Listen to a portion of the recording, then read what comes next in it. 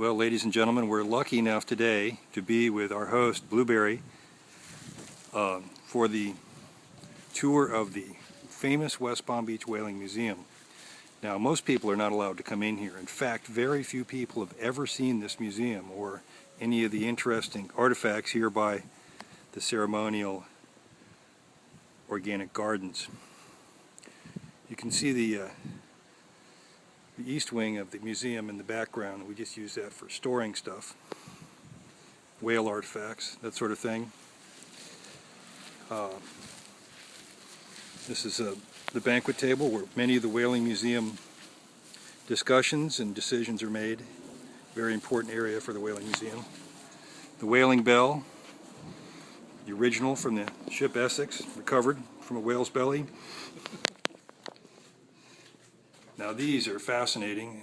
These are sailors' valentines, and very special ones. This one says, "Love to Marion, 1973." The mother of a very famous American writer. Over here, as you can see, is the official harpoon exhibit area. And below it, of course, Moby Dick. This ostrich egg, which came from the Philippines, was brought over by a whaling ship. The official mermaid bottle opener, and of course these beautiful shells, which came from the Pacific. Going past the harpoon exhibit, down to the boat launching area, the world globe, the special knitting work done by the wives of the sailors waiting at home. These are whaling ships in England waiting to go over to the United States, and of course there's some whaling ships pulling into Tahiti. So we're going to just kind of back out of this part of the museum here. Now today we have a special guest, the black whaling dog. Now this dog is a descendant, a special descendant of the original whaling dogs. They kept the lineage very pure, and Bella is one of the last descendants of the original whaling dogs. These dogs made tremendous trips around the globe and would keep the spirits up of all the sailors. So we have someone who's come into the museum today. One of the few people who's ever been here. Mr. Sewell, what did you think about the museum?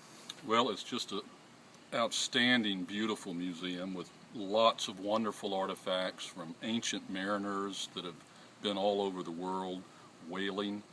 And whaling's always been a passion of mine, and I wanted to make one note inside the museum. Yes, sir. This painting is of a poor soul that used to live on these very grounds.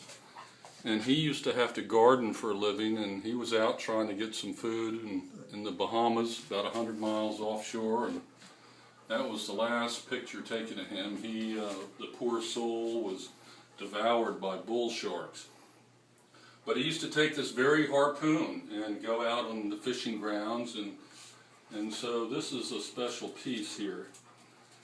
And I can see it means a lot to you. It does, and I'm honored to be on these ancient grounds with such vivid memories and recollections of the efforts these whalers made. And it's just gorgeous, and I invite everybody to come to the Whaling Museum. I give personal tours, and anytime, day or night, free of charge.